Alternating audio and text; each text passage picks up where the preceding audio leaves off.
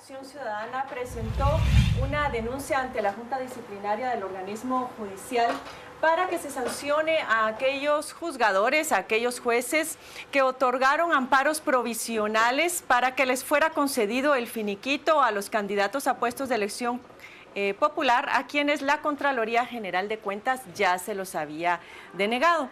Vamos a hablar sobre este tema con el licenciado Óscar Morales, él es abogado de Acción Ciudadana, bienvenido licenciado, y Carmen. con Lorena Escobar, ella es consultora de ACIES, a ambos bienvenidos. Gracias, buenos días. Y empecemos por conocer más sobre lo que ustedes presentan ayer ante la Junta Disciplinaria y alegan interferencia en el ejercicio de funciones. ¿Qué significa esto, licenciado? Bueno, la denuncia que se presentó el día de ayer por parte de Acción Ciudadana obedece a que hay una desconfianza, por decirlo de esta manera, en aquellos fallos que han otorgado ese amparo provisional, porque hasta donde entiendo habían 85 de esos amparos que se han decretado con lugar por diferentes órganos jurisdiccionales, y pues esto lo que está generando es que al final de cuentas la Contraloría General de Cuentas, que a veces deniega los finiquitos como una condición porque las personas que están solicitándolo tienen alguna persecución penal, tienen algún juicio abierto por cuentas que no han entregado, porque han sido funcionarios públicos, y eso pues entonces lo que está provocando es que hay un desorden. Ya no se sabe si la autoridad, la Contraloría General de Cuentas, finalmente tiene las facultades de no otorgarlo como una condición para que no pueda acceder a un proceso electoral, y entonces las salas a veces les dan su amparo provisional, que también es una función jurisdiccional y que está perfectamente avalada en la Constitución y en las leyes. Sin embargo, eso es lo que está provocando esta duda. Y pues Acción Ciudadana no es una entidad de la sociedad civil que tiene también dudas, y lo que quiere hacer con la denuncia es pues que haya un proceso para que se demuestre si efectivamente las resoluciones han sido fundamentadas conforme a derecho o no. Respecto a otros procesos electorales, Sí. Haciéndolo comparativamente, ¿este tipo de casos no se había dado o sí se había dado? Porque ahora la percepción es de que estamos viviendo algo como inédito alrededor de todo este proceso electoral, que entre otras cosas pasa por esa judicialización. Sí, pues yo creo que sí. Cada proceso electoral está revestido de lo mismo. Todos los candidatos van a buscar su finiquito, se los deniegan y van al amparo. Y eso se viene reiterando en las últimas elecciones. Y eso es uno de los problemas que tenemos en Guatemala. Tenemos un problema, lo administramos como crisis, lo dejamos correr y nuevamente en el próximo evento vuelve a aparecer. Yo creo que esto nos tiene que llamar e invitar a una reflexión seria sobre las condiciones que tiene que tener un candidato, una persona que se presenta a un cargo público, a elección de cargo público. Nos tiene que llamar a reflexionar sobre la ley electoral, sobre la ley electoral y de partidos políticos y sobre el amparo. En términos cuantitativos, ¿tienen ustedes alguna comparación si es que se ha elevado el número de estos casos en este proceso? Yo diría que casi es obvio que en este proceso sí se elevó más el número de finiquitos, porque han habido mayor cantidad de personas señaladas de actos de corrupción. Y que quieren reelegirse. Y que quieren elegirse. Entonces, la vía es buscar el finiquito, cumplir con los requisitos formales en el Tribunal Supremo Electoral, y entonces ocurren a las salas para que les otorguen el amparo.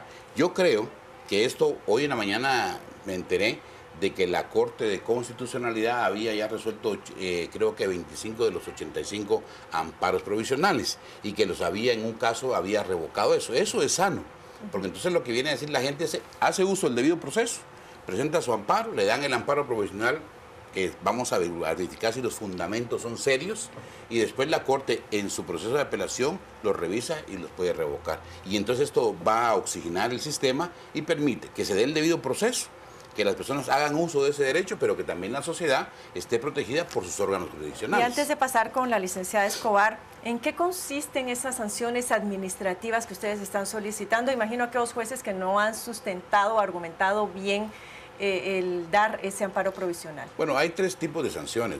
Una sanción verbal, que es llamar la atención al juez. Hay otra sanción que es suspenderlo en sus funciones sin goce de sueldo. Y por último hay una sanción que pues ya implica destitución.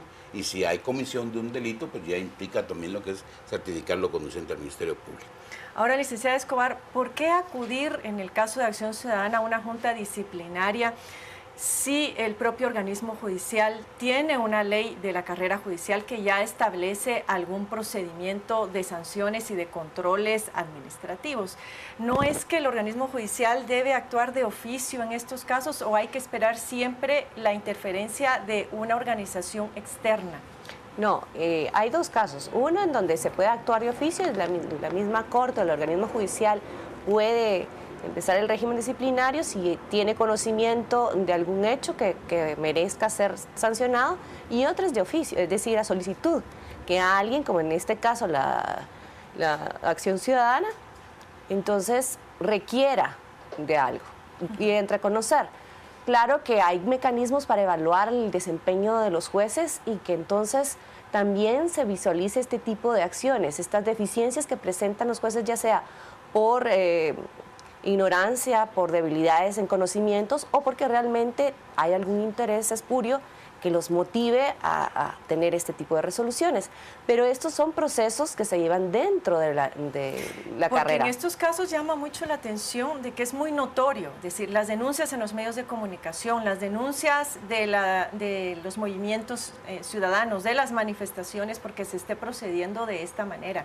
Y si no es porque Acción Ciudadana interviene en este asunto, pareciera que no va a suceder nada. Este es un caso muy especial, pero sí, los usuarios de la justicia sí hacen sus denuncias cuando son afectados directamente, cuando una resolución o un comportamiento de un juez en un proceso o a la hora de acceder a un tribunal, el comportamiento del juez no es de acuerdo a lo esperado, no es de acuerdo al código de ética, a todas las normas establecidas para la conducta de un juez. Entonces, sí hay quejas, sí hay reclamos ante la Junta Disciplinaria, hay mecanismos en donde se pueden escuchar. Lo que ocurre es que también el proceso disciplinario es muy débil en este momento. La ley de la carrera judicial requiere de muchas reformas para poder entonces expulsar a aquellos jueces que ya sean por incapacidad o por deshonestidad no merecen estar en estos puestos. O bien también que aquellos jueces que sí tienen, son capaces, honorables, pero representan o tienen algunas debilidades, requieren de que el organismo judicial, a través de la Escuela de Estudios Judiciales, los capacite mejor. Esta depuración se hace cada vez más urgente, sobre todo cuando recibimos con beneplácito acciones como las de la Fiscalía Especial contra la Impunidad en el país el día de ayer y la CICIG, donde ya se están pidiendo otras solicitudes, se están planteando otras solicitudes de antejuicio contra algunos funcionarios públicos, porque aparentemente están vinculados a casos de corrupción, pero digamos que este beneplácito a veces se nos queda en estas solicitudes o a veces en capturas de funcionarios, pero cuando llegan a tribunales de justicia tenemos casos como el de la línea, en donde los jueces empiezan a otorgar una serie de medidas sustitutivas que tienden a beneficiar a estas personas y a veces hasta ahí llegó todo y no se hace justicia en el país.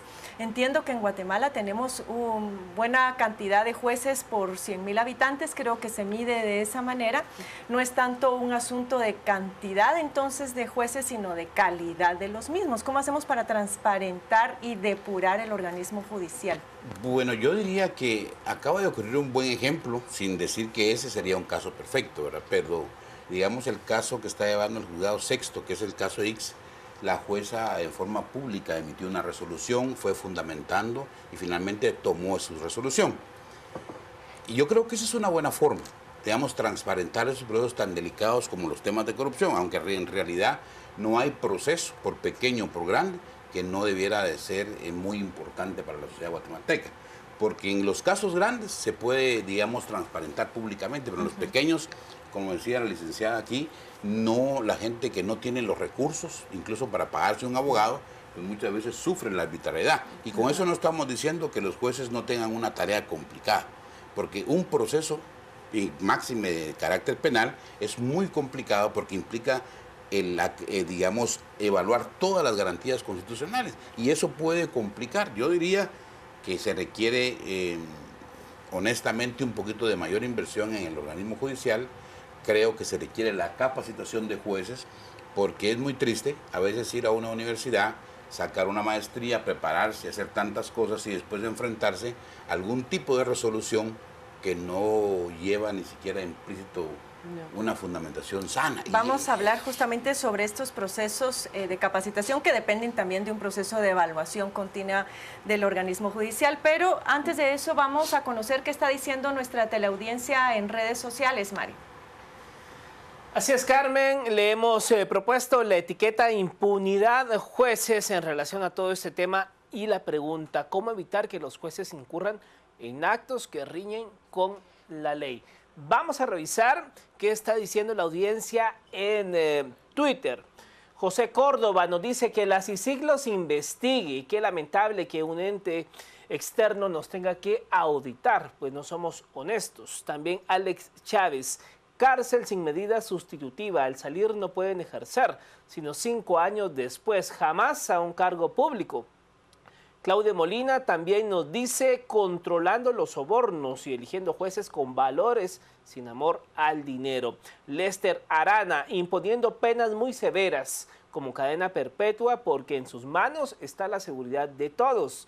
También Fernando González R. En áreas urbanas creo que mejorará mucho, pero en lo rural aún habrá un comportamiento similar a pasadas elecciones. También Pascual.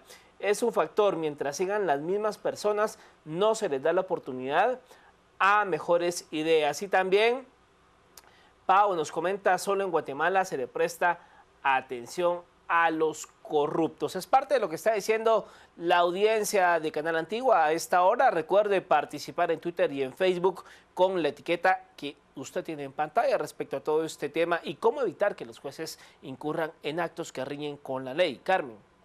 Gracias, Mario. Muy interesantes los comentarios. La verdad es que no tienen desperdicio alguno, pero me llamó mucho la atención antes de pasar a la parte de evaluación de los jueces en el interior de la República. Es decir, acá nos damos cuenta de cómo es que funcionan las cosas por esto que se destapa a través de casos, por llamarlo de alguna manera, paradigmáticos, ¿verdad? O de gran impacto social. Pero lo que padece nuestra gente día a día, que tiene necesidad de acceder a los servicios de justicia, pareciera que es sumamente grave y desalentador. Háblenos de la situación de los jueces de paz, licenciada. Los jueces de paz están obviamente en todas las cabeceras departamentales y ahí es el contacto más directo que tiene la población con la justicia. Y en donde hemos visto casos de discriminación dentro del tribunal y no digamos hacia los usuarios. Discriminación no solamente por género, sino también por etnia. Hay cuestiones entonces que escapan, como en Guatemala todo el servicio es centralizado, también la justicia lamentablemente. Y entonces los controles también. Han habido esfuerzos para descentralizar la carrera en el sistema de justicia, obviamente, pero son cortos ante la necesidad que tiene la población y también tienen los jueces. Han abierto 2 sedes de la Escuela de Estudios Judiciales en el área rural, pero aún así hay un pendiente. Los jueces de paz son quienes tienen contacto con la población, la mayoría de ella en el área rural, y quienes tienen también casos que no son para nosotros de alto impacto porque no tienen montos, pero sí ellos tienen una labor grande, porque ellos además permiten ser preventivos en la conflictividad social, problemas de tierras, problemas de alimentos, problemas, una serie de cosas que ellos analizan. Y es difícil que con este modelo tan centralizado puedan tener control sobre los jueces, pero además capacitación y formación que requieren. Permanente, que depende de esos procesos de evaluación. Es decir, sí, la eficiencia y la calidad del servicio depende de buenos procesos de evaluación de estos jueces. ¿Cómo funcionan esos procesos de evaluación en la actualidad? Bueno, han habido hasta ahora, en los 5 años que tiene de haberse implementado la evaluación del desempeño, solamente se han evaluado a 719 jueces más o menos. ¿De cuántos? De 800, es decir, un buen. Pero estamos hablando solo jueces de paz y jueces de primera instancia. Ningún magistrado de sala. 150 personas no han sido evaluadas en este tiempo. ¿Y eso porque la ley no lo permite o porque se evade? A nuestro criterio es una mala interpretación que se hace de una resolución de la Corte de Constitucionalidad en cuanto a la carrera judicial. Una ley que rige a estos procesos. Pero, y también por intereses, la verdad es voluntad. La evaluación del desempeño también ha sido mal entendida como un proceso de castigo, porque sí tiene que tiene resultados y estos resultados al final pueden ser tomados, no es obligatorio en este momento, pueden ser tomados para de nuevo ejercer el cargo, la magistratura, la reelección en el cargo. Y entonces, si uno es mal evaluado, obviamente no va a salir.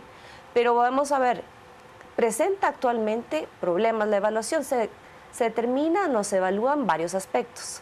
Uno de ellos es las resoluciones, si están bien fundamentadas o no, como en este caso que vimos. Además, si el usuario ha sido bien atendido, si el comportamiento del juez dentro del tribunal ha sido lo adecuado, una serie de aspectos. Aspectos éticos, aspectos técnicos, de técnica jurídica, de servicio al cliente, por llamarlo de alguna manera. Porque al final eso es un servicio público que se le da a la población. ¿Y la mayoría aprueban entonces? La mayoría aprueban. 95% y con satisfactorio, solo 5%, y esto contrasta con esta impunidad que vemos. Y eso es justamente lo que iba a decir, cuando uno ve la calidad o el número de sentencias, dice, bueno, aquí algo está fallando, es decir, no puede ser que todos salgan evaluados casi con 100 puntos. El letargo es también, la mora judicial es altísima, entonces también un servicio público tiene que ser también ágil y eficiente, no solamente darlo, ¿verdad? Y en el caso de las magistraturas, que me llama la atención, lo vimos la semana pasada en el Congreso de la República, donde se nombra al sustituto del ahora vicepresidente Maldonado Aguirre. Sí. Por una votación de una persona que al parecer no era de carrera, ¿verdad? Era el director del Departamento Jurídico del Congreso de la República, sin haber hecho méritos dentro del organismo judicial, pero se nombra así políticamente y a dedo.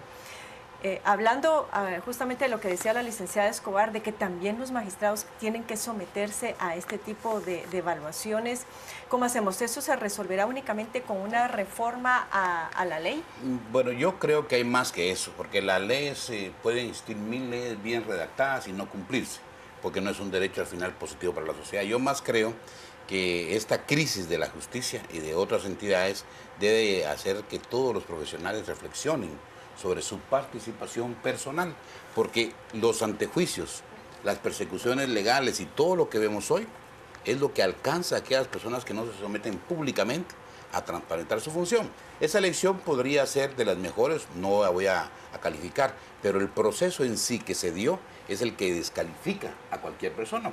Hay muchos profesionales muy buenos que optan a un cargo y son descalificados en el proceso porque es el proceso el que está mal. Un abogado media vez sale de la universidad, está acreditado para ejercer su profesión y por supuesto tiene responsabilidades. Cuando hace una carrera dentro de un organismo como el organismo judicial, creo que sus sentencias, sus resoluciones, sus actuaciones son el mejor currículum que puede presentar. Porque hay muchos jueces, hay muchos operadores de justicia que tienen un currículum impecable. Pero que en la praxis, cuando ya van a las resoluciones, esas no sustentan el valor justicia. Y ahí está uno de los problemas. Yo creo que el organismo judicial tiene que ser parte de sentirse como identificado con la crisis nacional. Y con las reformas que son necesarias. Y con las reformas que hay que ahí me llama la atención, ¿por qué, licenciada Escobar, qué interpretación podemos dar a que la Corte Suprema de Justicia se adelantó a presentar sus propuestas de reformas a la ley de la carrera judicial, siendo que ya había un acuerdo previo en la Mesa de Seguridad y Justicia con la CICIG inclusive y con el Ministerio Público de que se iban a presentar conjuntamente y dando a conocer cuáles eran los puntos en los cuales estaban de acuerdo y cuáles eran las divergencias? La verdad es que no tengo ninguna interpretación más que de sorpresa, porque estuvimos trabajando durante, y digo estuvimos porque estuve participando en esta mesa durante una semana intensiva por las tardes, representantes, no representantes, en realidad eran los mismos magistrados de la Corte Suprema de Justicia, 2 de ellos delegados por el Pleno, 2 magistrados de salas, o sea, estaban todos los estamentos de la carrera, el Instituto de la Judicatura, la Oficina del Alto Comisionado, CICIG, y nosotros, así es. Por eso le digo, sorprendentemente, yo no entendí y aún estoy, pues no sé, diría gratamente sorprendida o no, porque recogen algunas cosas que fueron discutidas dentro de la mesa, sin embargo, 2 puntos claves que aún quedaron pendientes de discutir, no se llegan, no logran. Uno es el Consejo de la Carrera Judicial, su integración, y el otro es la separación de las funciones administrativas de las judiciales. Sin embargo, hay al haber recogido otras ideas de la mesa, pues se nota algún tipo de avance, pero en realidad la estructura, el fondo está en estas dos situaciones. El tiempo se nos ha terminado. Yo creo que si los próximos días nos tienen que servir para comparar ambas propuestas y sin duda ahí vamos a encontrar las respuestas. Ojalá y no sea por una defensa al status quo. Muchas gracias, licenciada Escobar. Licenciado Morales, muchas gracias. Nos vamos a ir ahora a la mesa principal con Carol y Mario, quienes tienen más notas informativas.